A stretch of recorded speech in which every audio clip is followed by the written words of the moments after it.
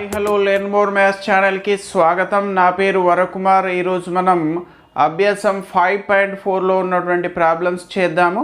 So దానికంటే ముందు మనం వర్గ సమీకరణం యొక్క మూలాల స్వభావాన్ని గురించి నేర్చుకోవాలి. సో వర్గ సమీకరణం యొక్క మూలాల స్వభావాన్ని మనం విచక్షణి విలువ ఆధారంగా చెప్తాము. సో b² - 4ac మనం విచక్షణి అంటాము. సో చూడండి ఒకసారి, ax² + bx + c = 0 అనే వర్గ సమీకరణం యొక్క మూలాలు x = -b ± b² - 4ac/2a. So ఇక్కడ మనం ఒకసారి ప్లస్ తీసుకుంటే ఒక విలువ వస్తుంది, మైనస్ తీసుకుంటే ఇంకొక విలువ వస్తుంది. సో ఇది వర్గ సమీకరణం కాబట్టి మూలాలు మనకు రెండు ఉంటాయి. సో ఒకటేమో -b + b² - 4ac/2a ఒకటి, -b -b² - 4ac/2a ఇంకొకటి. సో ఇప్పుడు ఈ మూలాల యొక్క స్వభావాన్ని చెప్పాలి. సో ఇక్కడ స్క్వేర్ రూట్ ఉన్నటువంటి విలువ ఏంటి? ఈ రూట్ లోపల ఏముంది? b² - 4ac కదా. సో ఇప్పుడు ఈ b² - 4acని మనం విచక్షణి అంటాము. సో ఇక్కడ b² - 4acని విచక్షణి అంటారు. దీని విలువ ఆధారంగా మూలాల స్వభావాన్ని చెప్తాము.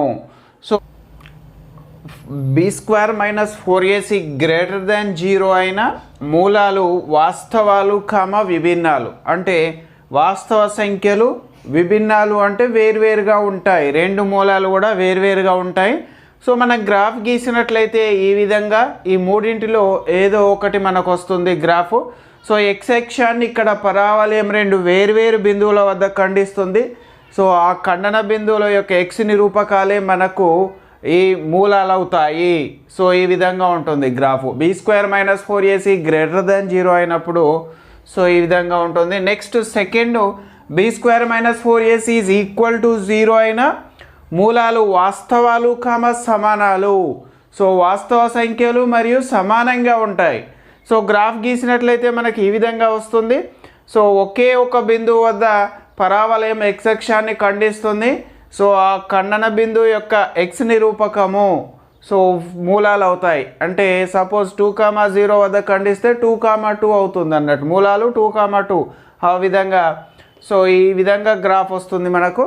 సో నెక్స్ట్ b² - 4ac < 0 అయిన మూలాలు వాస్తవ సంఖ్యలు కావు, సంకీర్ణ సంఖ్యలు.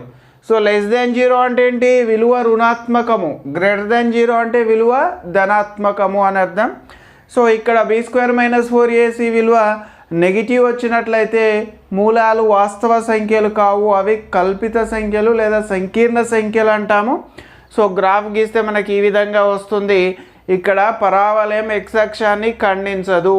సో చూడండి, ఇక్కడ మనకు ఖండించటలేదు. సో ఈ విధంగా b² - 4ac విలువ ఆధారంగా వర్గ సమీకరణం యొక్క మూలాల స్వభావాన్ని చెప్తాము. సో మీరు ఇవి గుర్తుపెట్టుకోవాలి. b² - 4ac > 0 అయితే వాస్తవాలు విభిన్నాలు, b² - 4ac = 0 అయితే వాస్తవాలు సమానాలు, b² - 4ac < 0 అయితే వాస్తవాలు లేవు, సంకీర్ణ సంఖ్యలు. సో ఇవి ఈ విధంగా మనం మూలాల స్వభావాన్ని చెప్తాము. ఇప్పుడు మనం అభ్యాసం 5.4లో ఉన్నటువంటి ప్రాబ్లమ్స్ చాలు చేద్దాం. ఈరోజు మనం 5th చాప్టర్ వర్గ సమీకరణాలు అభ్యాసం 5.4లో ఫస్ట్ ప్రాబ్లం గురించి నేర్చుకుందాము. సో చూడండి ఏమడుగుతున్నాడో, క్రింది సమీకరణాల మూలాల స్వభావమును తెలుపుము, ఒకవేళ వాస్తవ మూలాలు ఉంటే కనుగొనుము. సో మనకు ఫస్ట్ ప్రాబ్లంలో 3 బిట్స్ ఉన్నవి. సో ఇది first bit, 2x² - 3x + 5 = 0. So ఇక్కడ మనకు ఒక వర్గ సమీకరణం ఇచ్చిండు. ఈ వర్గ సమీకరణం యొక్క స్వభావం చెప్పమంటున్నాడు. ఆ తర్వాత దానికి వాస్తవ మూలాలు ఉంటే కనుక్కోండి అంటున్నాడు. సో మనం వర్గ సమీకరణం యొక్క మూలాల స్వభావాన్ని విచక్షణి ఆధారంగా చెప్తాము. సో ఇక్కడ b² - 4acని విచక్షణి అంటాము. సో b² - 4ac < 0 అయినట్లయితే మూలాలు వాస్తవాలు విభిన్నాలు అంటాము. b² - 4ac = 0 అయినట్లయితే మూలాలు వాస్తవాలు సమానాలు అంటాము. B square minus 4ac less than 0 అయినట్లయితే వాస్తవ మూలాలు లేవు అంటాము. సో లేదా మూలాలు కల్పితాలు అంటాము.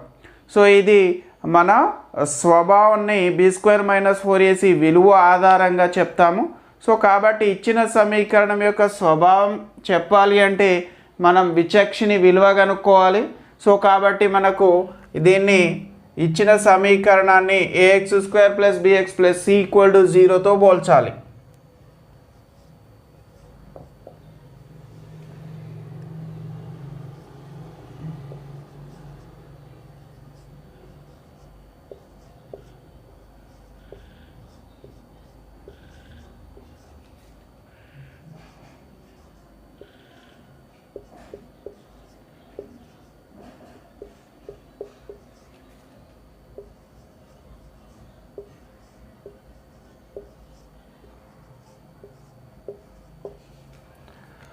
ఇచ్చిన సమీకరణంను ax² + bx + c = 0తో పోల్చగా సో ఇక్కడ ఏబిసి విలువలు ఏమవుతాయో రాయాలి మనం. సో x² యొక్క గుణకము 2, ఇక్కడ x² గుణకము a కాబట్టి a = 2 అవుతుంది. సో x యొక్క గుణకము b, ఇక్కడ x యొక్క గుణకము -3 కాబట్టి b = -3 అవుతుంది. సో ఇక్కడ స్థిర పదము c, ఇక్కడ స్థిర పదము 5 కాబట్టి c = 5 అవుతుంది. సో ఇప్పుడు మనకు ఏబిసి విలువలు వచ్చాయి. సో విచక్షణి బి స్క్వేర్ మైనస్ 4ac విలువ కనుక్కుందాము. So B square minus 4ac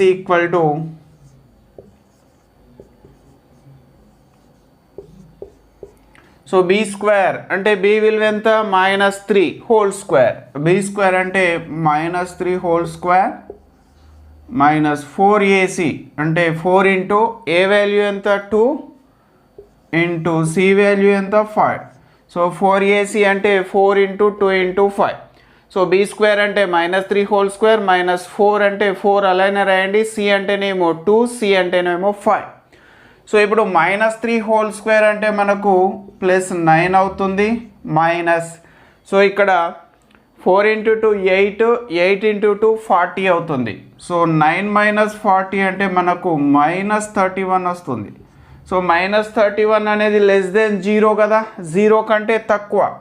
so ఇప్పుడు మనకు b² - 4ac వాల్యూ ఏమొచ్చింది లెస్ దెన్ 0 వచ్చింది. దేర్ఫోర్ మనం వాస్తవ మూలాలు లేవు అంటాం. సో ఇచ్చిన సమీకరణానికి వాస్తవ మూలాలు లేవు.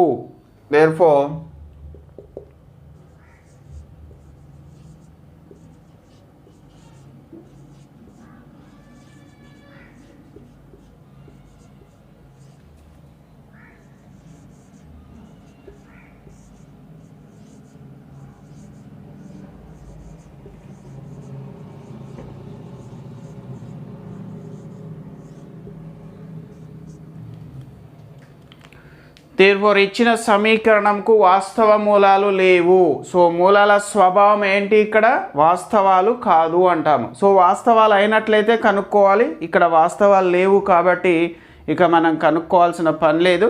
సో ఇది మనకు ఫస్ట్ బిట్. నెక్స్ట్ మనం సెకండ్ బిట్ చేద్దాం. సో ఇది మనకు ఫస్ట్ ప్రాబ్లంలో ఉన్నటువంటి సెకండ్ బిట్.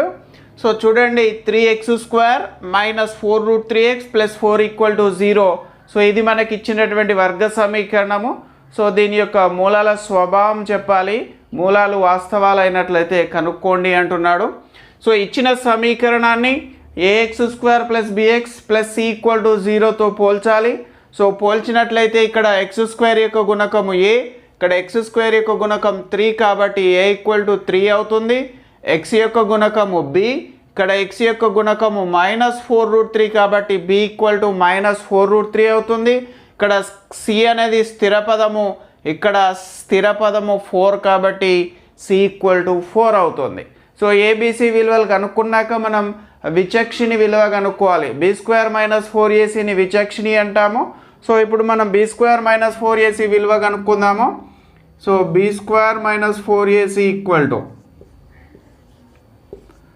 సో b విలువ -4√3 కాబట్టి b² అంటే -4√3 హోల్ స్క్వేర్ అవుతుంది. -4 into 4 into A into C అన్నట్లు. A value 3, so 4 into 3 into C value 4, so into 4. So ఇక్కడ మనకు -4√3 హోల్ స్క్వేర్ అంటే -4 హోల్ స్క్వేర్ √3 హోల్ స్క్వేర్ అవుతుంది. -4 హోల్ స్క్వేర్ అంటే -4 ఇంటూ -4 ప్లస్ 16 అవుతుంది. సో ఇక్కడ నేను ప్లస్ 16, ఆ తర్వాత √3 హోల్ స్క్వేర్ అంటే మనకు ప్లస్ 3 అవుతుంది. సో మైనస్ ఇక్కడ కూడా 4 ఇంటూ 3 అంటే 12, 12 ఇంటూ 4 అంటే 48. సో 16 ఇంటూ 3 కూడా మనకు 48 మైనస్ 48 ఈక్వల్ టు 0. సో మనకు b² - 4ac ఈక్వల్ టు 0 వచ్చింది.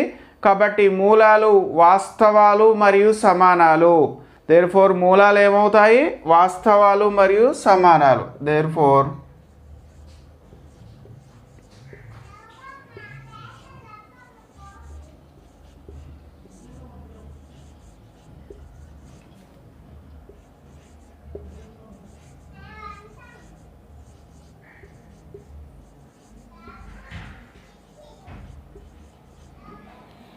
సో ఇప్పుడు మనం మూలాలు వాస్తవాలుగా ఉంటే కనుగొనుము అన్నాడు. కాబట్టి ఇక్కడ మనకు వాస్తవాలు. So b² - 4ac equal to 0 అయినప్పుడు ax² + bx + c equal to 0 అనే వర్గ సమీకరణం యొక్క మూలాలు -b/2a, -b/2a అవుతాయి. ఎప్పుడు అది b² - 4ac ఈక్వల్ టు 0 అయినప్పుడు మాత్రమే మూలాలు ఏమవుతాయి? -b/2a, -b/2a. ఎందుకు? అవి సమానం కాబట్టి రెండు సమానంగా ఉంటాయి. దేర్ఫోర్ మూలాలు equal to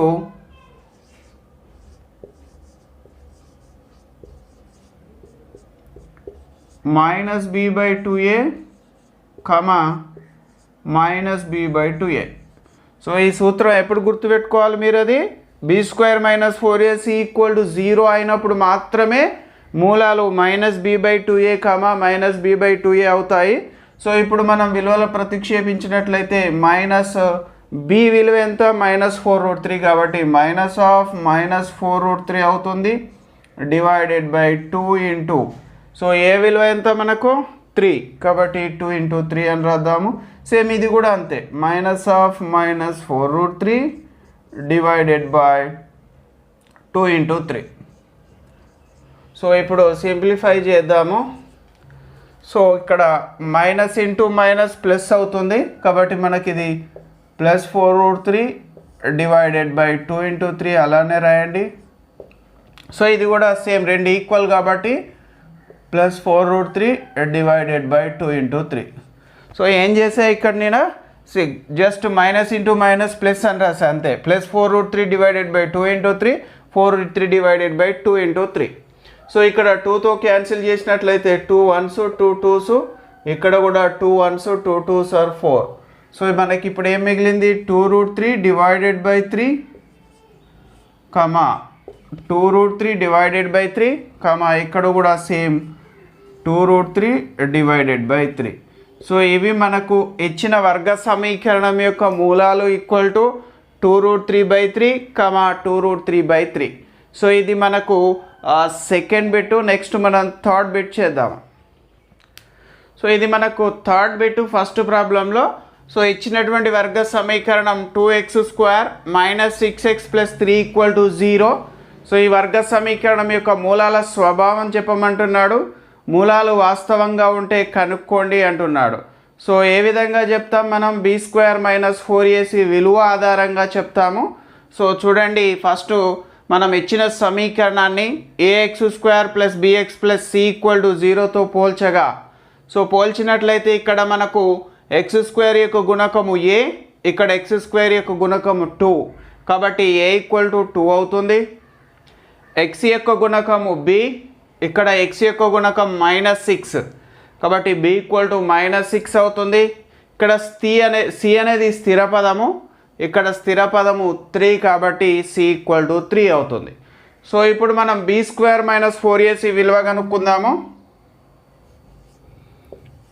b² - 4ac = so b² అంటే b విలువ ఎంత మనకు? -6 కాబట్టి -6 whole square -4ac, 4 into a value 2 into C value 3.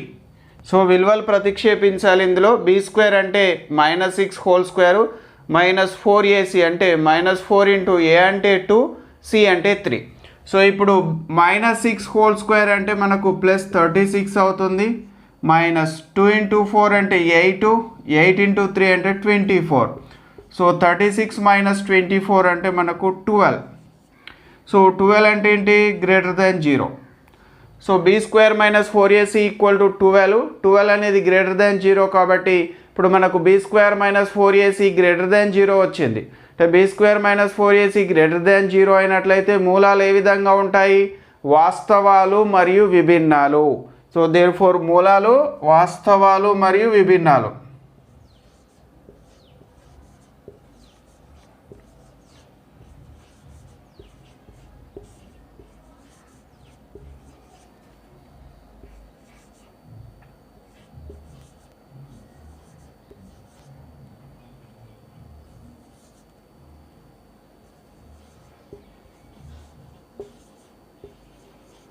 ఆ రెండు మూలాలు కూడా వాస్తవ సంఖ్యలు మరియు విభిన్నాలు అంటే రెండు వేరువేరుగా ఉంటాయి అని అర్థం. ఇంతకుముందు మనకు సమానం వచ్చాయి కానీ ఇక్కడ సమానంగా ఉండవు.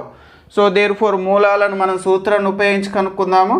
దేర్ఫోర్ మూలాలు సూత్రం ఏంటి అంటే -b ± √b² - 4ac / 2a. So ఇప్పుడు మనం మూలాలని ఈ సూత్రాన్ని ఉపయోగించి కనుక్కుందాము. మూలాలు =(b ± √b² - 4ac / 2a. So ఇప్పుడు విలువలను ప్రతిక్షేపిద్దాము.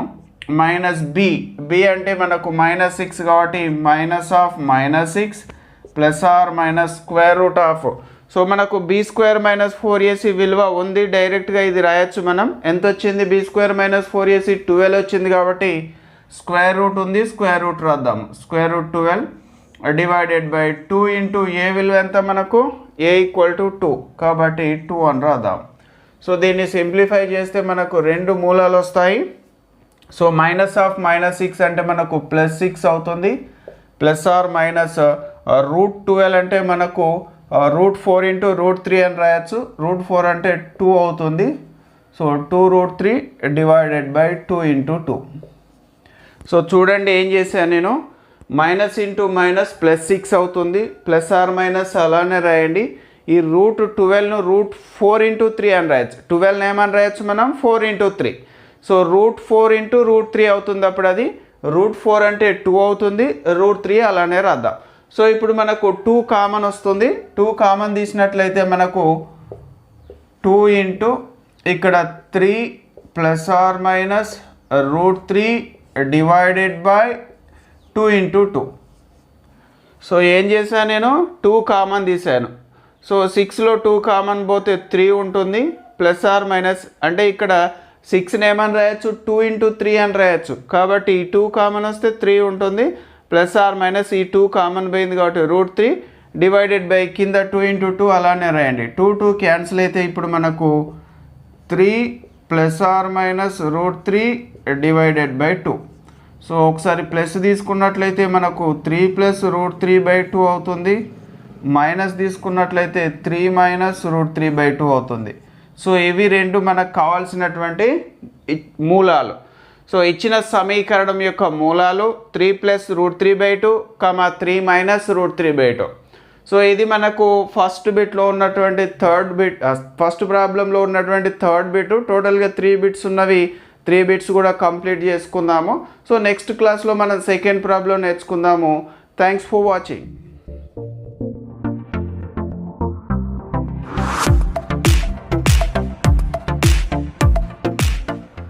Hi hello learn more maths ఛానల్కి స్వాగతం. నా పేరు వరకుమార్. ఈరోజు మనం 5th చాప్టర్ వర్గ సమీకరణాలు అభ్యాసం 5.4లో సెకండ్ ప్రాబ్లం నేర్చుకుందాము. సో చూడండి ఏమంటున్నాడో, క్రింది వర్గ సమీకరణాలకు 2 సమాన వాస్తవ మూలాలు ఉంటే k విలువను కనుగొనము. సో ఈ సెకండ్ ప్రాబ్లంలో మనకు 2 బిట్స్ ఉన్నవి. ఇది first bit. So very important. So చాలాసార్లు మనకి ఎగ్జామ్లో 1 మార్కు 2 మార్క్స్ చాలాసార్లు వచ్చినటువంటి ప్రాబ్లమ్స్ ఇవి రెండు కూడా. సో జాగ్రత్తగా మీరు నేర్చుకోవాలి. సో చూడండి, ఫస్ట్ వీటిలో మనకి ఇచ్చినటువంటి సమీకరణము 2x² + kx + 3 = 0. సో ఇది మనం సమీకరణం 1 అనుకుందాము. సో ఇచ్చినటువంటి సమీకరణాన్ని మనం ax² + bx + c = 0తో పోల్చాలి. సో చూడండి, ఇచ్చిన సమీకరణం 1ని ax² + bx + c = 0తో పోల్చగా, సో ఇక్కడ x² యొక్క గుణకం a, ఇక్కడ x² యొక్క గుణకం 2 కాబట్టి మనకు a = 2 అవుతుంది. x యొక్క గుణకము b, ఇక్కడ x యొక్క గుణకము k కాబట్టి b = k అవుతుంది. ఇక్కడ స్థిర పదము c, ఇక్కడ స్థిర పదము 3 కాబట్టి c = 3 అవుతుంది. సో ఇప్పుడు మనం ఇచ్చిన సమీకరణానికి రెండు వాస్తవ సమాన మూలాలు ఉన్నాయి అంటున్నాడు. సో ఎప్పుడు ఉంటావి? మనకు మూలాల స్వభావం గురించి నేర్చుకున్నాము. మూలాల స్వభావం ఇచ్చిన వర్గ సమీకరణానికి రెండు వాస్తవ మూలాలు సమాన మూలాలు ఎప్పుడు ఉంటాయి? b² - 4ac = 0 అయినట్లయితే మూలాలు వాస్తవాలు సమానాలు అవుతాయి. ఎప్పుడది? b² - 4ac = 0 అయినప్పుడు. సో ఇక్కడ సమీకరణం 1కి, సో చూడండి, సమీకరణం 1కి రెండు సమాన వాస్తవ మూలాలు ఉంటే b² - 4ac = 0 అవుతుంది. సో ఇక్కడ మనకు abc విలువలు తెలుసు, ఇందులో ప్రతిక్షేపిస్తే k విలువ వస్తుంది. సో b² అంటే మనకి ఇక్కడ k² అవుతుంది. ఎందుకు? b = k కాబట్టి. -4 ఇంటూ a వాల్యూ 2 కాబట్టి 2 రాద్దాము, c వాల్యూ 3 కాబట్టి 3 రాద్దాము, = 0. సో నేను ఏం చేశాను? విలువలు ఇందులో ప్రతిక్షేపించాను. సో b² అంటే k² - 4ac ఉంది కదా, ఈ 4 అలానే రాయండి. a అంటే 2, c అంటే 3. సో ఇప్పుడు దీని నుంచి మనకి ఏమొస్తుంది? ఈ k² అలానే రాద్దాము. So -4 into 2 8, 8 into 3 24, k² - 24 = 0. So ఇప్పుడు మనకు k² = -24 రైట్ సైడ్ వెళ్తే మనకు +24 అవుతుంది. సో ఇప్పుడు k = ±√24 అవుతుంది. k = ±√24. సో దీన్ని మనం ఏ విధంగా కూడా రాయొచ్చు, ±√. ఈ 24ని మనం 4 × 6 అని రాయొచ్చు. సో అప్పుడు అది √4 × √6 అవుతుంది. సో √4ను మనం 2 అని రాయొచ్చు. √4ను ఏమని రాయొచ్చు? 2 అని రాయొచ్చు. సో ఆ తర్వాత √6 ఉంటుంది. సో ఇప్పుడు ఇది మనకు ±2√6 అవుతుంది. ±2√6 ఇది k విలువ. సో ఇది మనకు ఫస్ట్ బిట్. నెక్స్ట్ మనం సెకండ్ బిట్ చేద్దాం. సో ఇది మనకు సెకండ్ బిట్. సో చూడండి ఏమంటున్నాడు? kx × x - 2 + 6 = 0, k ≠ 0 అని ఇచ్చాడు. సో సెకండ్ ప్రాబ్లంలో సెకండ్ బిట్ ఇచ్చిన సమీకరణానికి మళ్ళీ సమాన మూలాలు ఉన్నట్లయితే k విలువ కనుక్కోండి అంటున్నాడు. సో ముందుగా మనం దీన్ని kxతో మల్టిప్లై చేద్దాము. kx × x kx² అవుతుంది. kx × -2 -2kx అవుతుంది. ఈ +6 అలానే రాయండి, = 0. ఇది మనం సమీకరణం 1 అనుకుందాము. సో ఇప్పుడు ఈ సమీకరణము ax² + bx + c = 0 రూపంలో ఉంది. కాబట్టి ఈ సమీకరణాన్ని 1ని ax² + bx + c = 0తో పోల్చగా ఇక్కడ మనకు x² యొక్క గుణకము a, ఇక్కడ x² యొక్క గుణకము k కాబట్టి a = k అవుతుంది. ఇక్కడ x యొక్క గుణకము b, ఇక్కడ x యొక్క గుణకము -2k కాబట్టి b = -2k అవుతుంది. c అనేది స్థిర పదము, ఇక్కడ స్థిర పదము 6 కాబట్టి c = 6 అవుతుంది. సో ఇప్పుడు మనకు ఇచ్చిన సమీకరణానికి సమాన వాస్తవ మూలాలు ఉన్నాయి కాబట్టి b² - 4ac = 0 అవుతుంది. సో చూడండి, సో ఇచ్చిన సమీకరణ మూలాలు సమాన వాస్తవాలు కావున b² - 4ac = 0 అవుతుంది. సో ఇక్కడ మనం విలువలు ప్రతిక్షేపించినట్లయితే b² అంటే మనకు -2k² అవుతుంది. -4 ఇంటూ a అంటేనేమో k అవుతుంది, ఇక్కడ c అంటేనేమో 6 = 0. సో బి స్క్వేర్ అంటే -2k హోల్ స్క్వేరు -4 ఇంటూ ఏ అంటే k, సి అంటే 6. సో విలువలు ప్రతిక్షేపించాము. ఇప్పుడు -2k హోల్ స్క్వేర్ అంటే మనకు +4 స్క్వేర్ అవుతుంది, -4 ఇంటూ 6 24. So 24k = 0. సో మనం 4k కామన్ తీసినట్లయితే 4k ఇంటూ ఇక్కడ k మిగులుతుంది, ఇక్కడ -6 ఉంటుంది. 4k into k - 6 = 0. సో ఇప్పుడు మనం 4 రైట్ సైడ్ తీసుకెళ్ళినట్లయితే మనకు k ఇంటూ k - 6 = 0/4 అవుతుంది. k into k - 6 = 0/4. ఇక్కడ 4 మల్టిప్లై చేస్తుంది, ఇటు వస్తే డివైడ్ అవుతుంది. 0/4 అంటే మళ్ళీ మనం 0 అని రాయొచ్చు.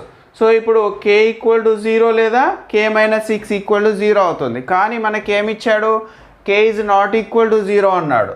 Since k is not equal to 0 కావున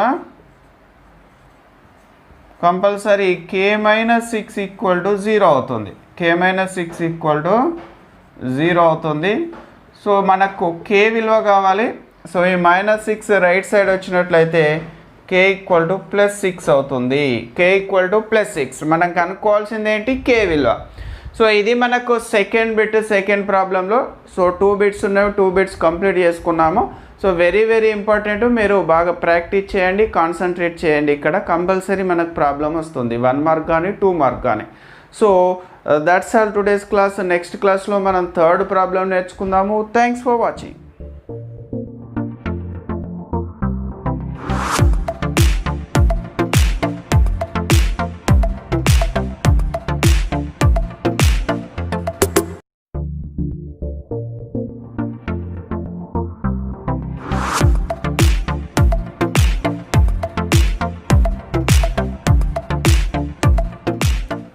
hi hello learn more maths ఛానల్కి స్వాగతం. నా పేరు వరకుమార్. ఈరోజు మనం 5th చాప్టర్ వర్గ సమీకరణాలు అభ్యాసం 5.4లో థర్డ్ ప్రాబ్లం నేర్చుకుందాము. సో చూడండి ఏమడుగుతున్నాడో, మామిడి పండ్లను నిల్వ చేయుటకు పొడవు వెడల్పునకు 2 రెట్లు ఉండే విధంగా 800 చదరపు మీటర్ల వైశాల్యం గల ఒక దీర్ఘచతురస్రాకార స్థలమును ఏర్పాటు చేయగలమా? చేయగలిగితే దాని పొడవు వెడల్పులను కనుగొనుము. సో ఇక్కడ ఇచ్చినటువంటి కొలతలతో ఆ దీర్ఘచతురస్రాకార స్థలాన్ని ఏర్పాటు చేయగలమా అంటున్నాడు. చేయగలిగినట్లయితే ఆ పొడవు వెడల్పులను కనుక్కోండి. ఇక్కడ మనకి ఇచ్చిన సిచ్యువేషన్ ఆధారంగా ఆ ఈక్వేషన్ రాబట్టాలి, వర్గ సమీకరణాన్ని రాబట్టాలి.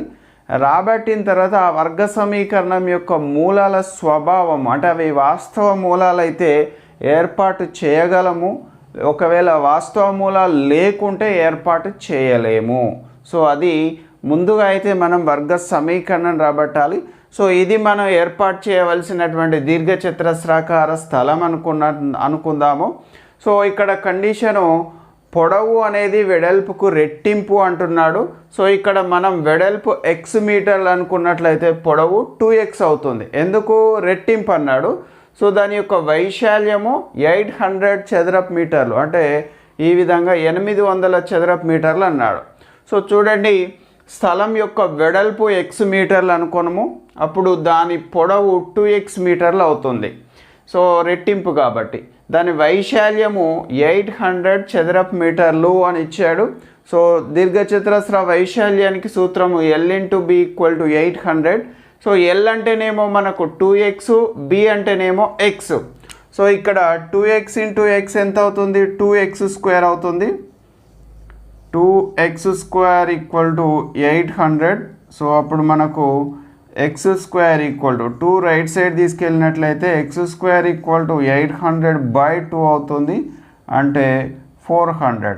x² = 400 అయితే x = ±√400 అవుతుంది, అంటే మనకు x = ±20.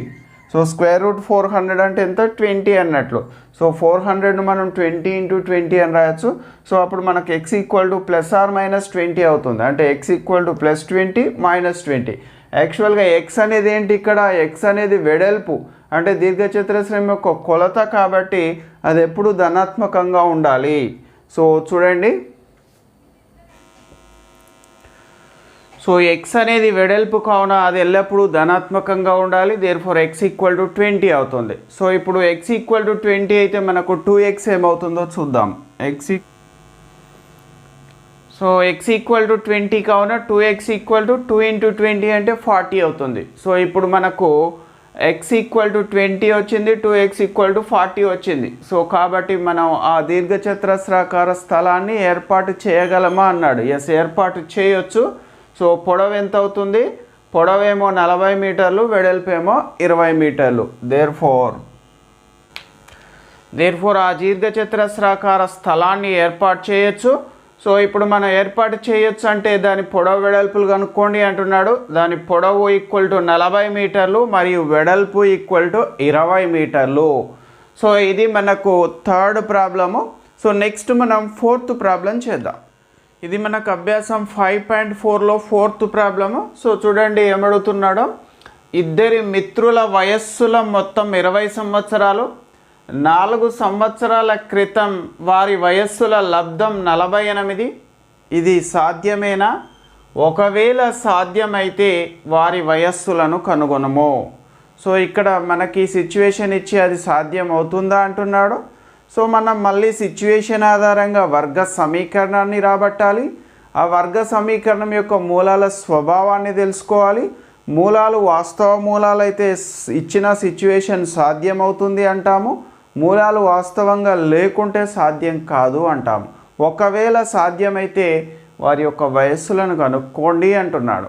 సో చూడండి, ఇద్దరు మిత్రుల వయస్సులో మొత్తం 20 సంవత్సరాలు అంటున్నాడు. కానీ అందులో ఎవరిది ఎంత వయస్సో తెలియదు. సో అందులో ఒకరి వయస్సు x సంవత్సరాలు అనుకున్నట్లయితే అప్పుడు ఇంకొకరి వయస్సు ఎంత అవుతుంది? 20 - x సంవత్సరాలు అవుతుంది. ఎందుకు? ఆ రెండు కలిపితే మనకు 20 కావాలి. కాబట్టి సపోజు ఒకరి వయస్సు నేను 8 సంవత్సరాలు అంటున్నా, రెండవది ఎంత అయితే చెప్తారా? 20 - 8 అంటే 12 అవుతుంది. ఎందుకు? వారిద్దరి వయస్సులో మొత్తం ఇచ్చాడు 20 కాబట్టి. సో ఇక్కడ ఇంకొక విషయం ఏమి ఇచ్చిండంటే 4 సంవత్సరాల క్రితం వారి వయస్సుల లబ్ధం 48 అన్నాడు. కాబట్టి 4 సంవత్సరాల క్రితము వారి వయస్సులు ఏమవుతాయో తెలుసుకోవాలి. 4 సంవత్సరాల క్రితం మొదటి వ్యక్తి అంటే ఇక్కడ మొదటగా రాసింది మొదటి వ్యక్తి అనుకోండి, కింద రాసింది రెండో వ్యక్తి అనుకుందాము. మొదటి వ్యక్తి వయస్సు ఈక్వల్ టు x - 4 సంవత్సరాలు అవుతుంది. 4 సంవత్సరాల క్రితము అంటేనేమో తీసేయాలి, తరువాత అంటేనేమో కలపాలి. అది గుర్తుపెట్టుకోండి. 4 సంవత్సరాల క్రితం అన్నాడు. సపోజ్ ఇప్పుడు మీ వయస్సు 14 సంవత్సరాలు అనుకోండి. 4 సంవత్సరాల క్రితం మీ వయస్సు ఎంత అంటే ఏం చేయాలి? 4 తీసేయాలి. అంటే 14 - 4 అంటే 10 అవుతుంది. ఇక్కడ 4 సంవత్సరాల క్రితం మొదటి వ్యక్తి వయస్సు, సో ప్రస్తుతం x, 4 సంవత్సరాల క్రితము అంటే 4 తీసేయాలి. x - 4 సంవత్సరాలు మరియు రెండవ వ్యక్తి వయస్సు ప్రస్తుతం 20 - x, 4 సంవత్సరాల క్రితము అంటే మళ్ళీ ఇందులో నుండి 4 తీసేయాలి. 20 - x - 4. సో ఇప్పుడు మనం 20 - 4 అంటే 16, ఈ -x 16 - x సంవత్సరాలు అవుతుంది. ఇప్పుడు వారి వయస్సుల లబ్ధం ఎప్పుడు 4 సంవత్సరాల క్రితం వారి వయస్సుల లబ్ధం 48 కావున అంటే ఈ రెండింటి లబ్ధం అన్నట్టు x - 4 × 16 - x equal to 48. So దీని నుంచి మనం వర్గ సమీకరణాన్ని రాబట్టాలి. సో ఫస్ట్ xతో మల్టిప్లై చేద్దాము. సో ఇప్పుడు మల్టిప్లై చేసినట్లయితే x × 16 - x అవుతుంది. ఆ తర్వాత -4 × 16 - x అవుతుంది ఈక్వల్ టు 48. సో మల్టిప్లై చేద్దాము. x × 16 మనకు 16x అవుతుంది. x × -x -x² అవుతుంది. -4 × 16 -64 అవుతుంది. -4 × -x మనకు +4x అవుతుంది ఈక్వల్ టు 48. అలానే రాయండి. ఒకసారి చూడండి, మల్టిప్లై చేశాను.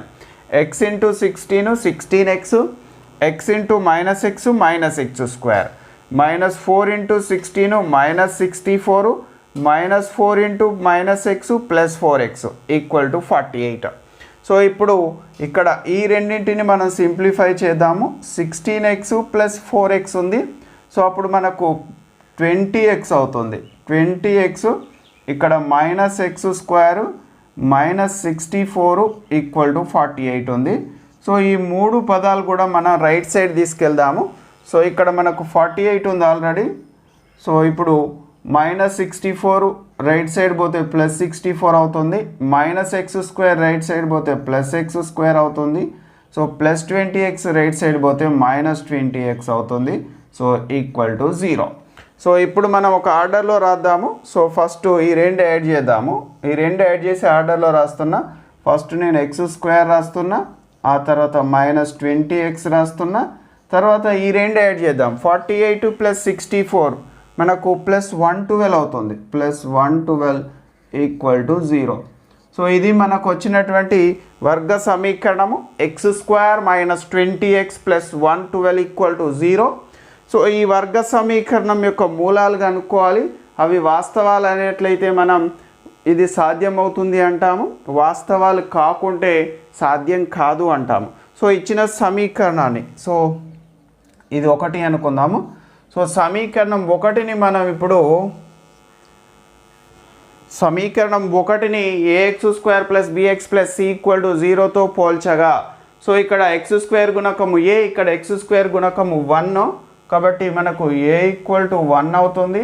సో ఇక్కడ x యొక్క గుణకము b, ఇక్కడ x యొక్క గుణకము -20, కాబట్టి b = -20 అవుతుంది. ఇక్కడ స్థిర పదము c, ఇక్కడ స్థిర పదం 112, కాబట్టి c = 112 అవుతుంది. సో ఇప్పుడు మనం b² - 4ac విలువ కనుక్కోవాలి. సో b² - 4ac ఏమవుతుందో చూద్దాము. b² - 4ac = so b² - 4ac b అంటే -20, b² అంటే మనకు -20² అవుతుంది. -4 × a అంటేనేమో 1, c అంటేనేమో 112. సో ఇది మన b² - 4ac విలువలను ప్రతిక్షేపించాను. b² అంటే -20² -4 × a అంటే 1, c అంటే 112. సో ఇప్పుడు మనం దీన్ని సింప్లిఫై చేసినట్లయితే -20² అంటే మనకు +400 అవుతుంది మైనస్. సో ఇక్కడ మనకు 4 × 112 అంటే 448 అవుతుంది. 448. సో 400 - 448 ఎంత అవుతుంది? 400 - 448. సో అప్పుడు మనకు -48 అవుతుంది. -48 అంటే <0. -48 అంటే దాని విలువ ఎంత? <0 అవుతుంది. సో ఇప్పుడు b² - 4ac విలువ మనకు <0 అంటే రుణాత్మకము. సో b² - 4ac <0 అయినప్పుడు మూలాలు మనకు కల్పితాలు, వాస్తవ మూలాలు లేవు అంటాం. దేర్ఫోర్ సమీకరణం 1కి ఇది ఇచ్చినటువంటి సిచ్యువేషన్ సాధ్యం కాదు, ఇచ్చినటువంటిది సాధ్యం కాదు. దేర్ఫోర్ ఇది సాధ్యం కాదు, ఇది సో సమీకరణం 1కి వాస్తవ మూలాలు లేవు, దేర్ఫోర్ ఇచ్చినటువంటి సిచ్యువేషన్ సాధ్యం కాదు అంటాము. సో ఇది మనకు అభ్యాసం 5.4లో 4th ప్రాబ్లం. నెక్స్ట్ మనం 5th ప్రాబ్లం చేద్దాం. ఇది మనకు అభ్యాసం 5.4లో 5th ప్రాబ్లం. సో చూడండి ఏమడుగుతున్నాడో. చుట్టుకొలత 80 మీటర్లు, వైశాల్యం 400 మీటర్² ఉండునట్లు ఒక దీర్ఘచతురస్రాకార పార్కును తయారు చేయగలమా? చేయగలిగితే దాని పొడవు, వెడల్పులను కనుగొనము. దీనిపై మీ అభిప్రాయం తెలపండి. సో ఇక్కడ మళ్ళీ మనం ఒక దీర్ఘచతురస్రాకార పార్కు తయారు చేయాలంటున్నాడు. పార్కు, సో దాని యొక్క చుట్టుకొలత మనకు 80 మీటర్లు అన్నాడు.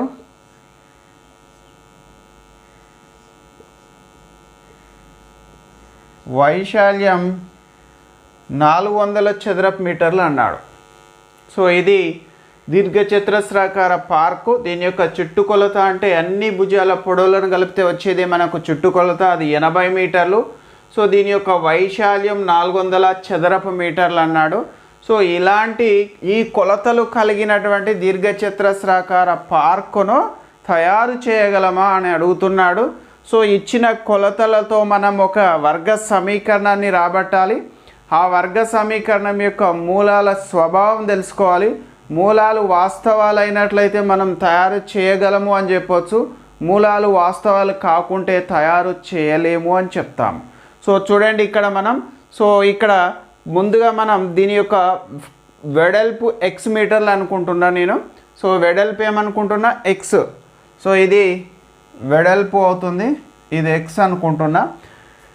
దాని యొక్క వెడల్పు ఎక్స్ మీటర్లు అనుకున్నాము. దాని చుట్టుకొలత 80 మీటర్లు ఇచ్చిండు. కావున చుట్టుకొలత దీర్ఘచతురస్రం చుట్టుకొలతకు సూత్రం 2 × l + b = 80 అవుతుంది. సో 2 రైట్ సైడ్ తీసుకెళ్తే l + b = 80/2. ఇక్కడ మల్టిప్లై చేస్తుంది, ఇటు వస్తే డివైడ్ అవుతుంది. సో 2తో క్యాన్సిల్ చేస్తే మనకు 40 వస్తుంది. l + b = 40. సో ఈ b రైట్ సైడ్ తీసుకెళ్తే l = 40 - b అవుతుంది.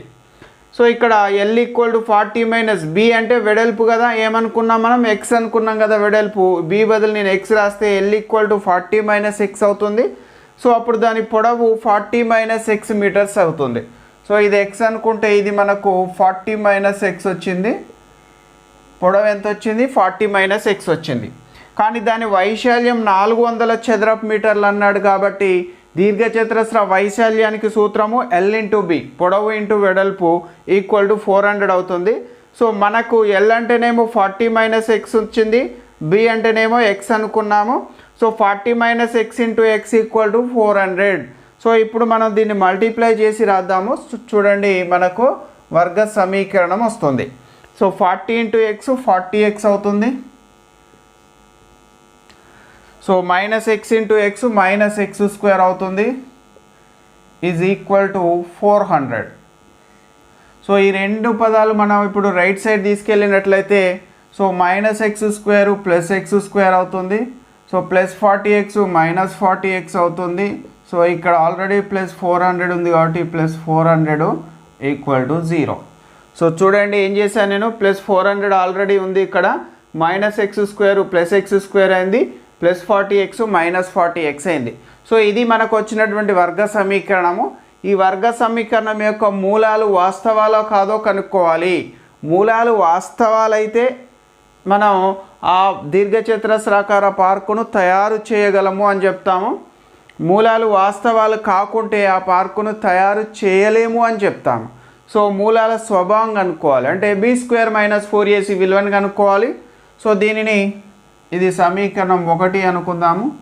సమీకరణం 1ని ax² + bx + c = 0తో పోల్చగా ఇక్కడ x² గుణకము a, ఇక్కడ x² గుణకము 1 కాబట్టి a = 1 అవుతుంది. x యొక్క గుణకము b, x యొక్క గుణకం -40 కాబట్టి b = -40 అవుతుంది. ఇక్కడ స్థిర పదము c, ఇక్కడ స్థిర పదం 400 కాబట్టి c = 400 అవుతుంది. సో ఇవి abc విలువలు. a = 1, b = -40, c = 400. సో ఇప్పుడు మనం b² - 4ac విలువ కనుక్కోవాలి. దీన్ని మనం విచక్షణి అంటాము. So b² - 4ac so b² అంటే -40² అవుతుంది. -4ac అంటే 4 × 1 × 400. సో చూడండి, విలువలు ప్రతిక్షేపించాను. b² అంటే -40² -4ac -4 × a అంటే 1, c అంటే 400. సో ఇక్కడ -40² అంటే మనకు +1600 అవుతుంది. సో ఇక్కడ 4 × 400 అంటే కూడా 1600. సో 1600 - 1600 అంటే 0. సో మనకు b² - 4ac = 0 వచ్చింది. కాబట్టి సమీకరణం 1 యొక్క మూలాలు ఏ విధంగా ఉంటాయి? వాస్తవాలు, సమానాలు. దేర్ఫోర్ సమీకరణం 1 మూలాలు వాస్తవాలు, సమానాలు. సో ఇక్కడ మూలాలు వాస్తవాలు వచ్చినాయి కాబట్టి సో మనం ఏమని చెప్పొచ్చు? ఆ దీర్ఘచతురస్రాకార పార్కును తయారు చేయగలమా అన్నాడు. చేయొచ్చు. దేర్ఫోర్ ఆ దీర్ఘచతురస్రాకార పార్కును తయారు చేయవచ్చు. సో నెక్స్ట్ ఏమంటున్నాడు? చేయగలిగితే దాని పొడవు వెడల్పులను కనుగొనము. పొడవు వెడల్పులు ఎలా వస్తాయి? x విలువ కనుక్కోవాలి. అంటే సమీకరణం x నుండి మనం x విలువ కనుక్కున్నట్లయితే పొడవు వస్తుంది, వెడల్పు వస్తుంది. సో చూడండి, ఇప్పుడు మనం x విలువ కనుక్కుందాము. సో ఇప్పుడు మనం x విలువ కనుక్కోవాలి. b² - 4ac = 0 కాబట్టి మనకు x = -b/2a, -b/2a అంటే సమాన మూలాలు ఉంటాయి కాబట్టి రెండు సమానంగా ఉంటాయి. సో ఇక్కడ మనం ab విలువలు ప్రతిక్షేపించినట్లయితే -40 / 2 × 1 b = మనకు -40 వచ్చింది, a = 1 వచ్చింది. సో రెండు సమానమే. సో ఇప్పుడు -40 అంటే +40, 2 × 1 అంటే 2, 40/2 అంటే 20 వచ్చాయి. x ఈక్వల్ టు మనకు 20 వచ్చింది. సో ఇప్పుడు 40 - x ఈక్వల్ టు 20 కావున 40 - x ఈక్వల్ టు ఏమవుతుంది, 40 - 20 అంటే ఇది కూడా 20 అవుతుంది. సో దేర్ ఫోర్ దాని ఆ పార్క్ యొక్క వెడల్పు 20 మీటర్లు వచ్చింది, పొడవు 20 మీటర్లు వచ్చింది. అంటే ఈ రెండు సమానంగా వచ్చాయి మనకు. అప్పుడు అది ఏమవుతుంది మరి, చతురస్రాకార పార్క్ అవుతుంది, దీర్ఘచతురస్రం కాదు. పొడవు వెడల్పులు సమానంగా వచ్చాయి కదా. సో మీ అభిప్రాయం తెలపండి అన్నాడు కాబట్టి దేర్ ఫోర్. సో ఇక్కడ మనకు పొడవు వెడల్పు రెండు సమానం వచ్చాయి కాబట్టి ఆ పార్కు చతురస్రాకార పార్క్ అవుతుంది. సో దీనిపై మీ అభిప్రాయం తెలపండి అంటే మన అభిప్రాయం ఏం రాయాలి. సో ఇక్కడ మనకు వెడల్పు పొడవు రెండు సమానంగా వచ్చాయి, 20 మీటర్స్ 20 మీటర్స్. కాబట్టి పార్క్ అనేది ఏమవుతుంది, చతురస్రాకార పార్క్ అవుతుంది. సో ఇది మనకు అభ్యాసం 5.4లో 5th ప్రాబ్లం. టోటల్గా మనకు 5 ప్రాబ్లమ్స్ ఉన్నవి. 5 ప్రాబ్లమ్స్ కూడా కంప్లీట్ చేసుకున్నాము. సో ఇంతటితో ఈ చాప్టర్ మొత్తం కంప్లీట్ అయింది. సో నెక్స్ట్ క్లాస్లో వేరే చాప్టర్ చెప్పుకుందాము. Thanks for watching.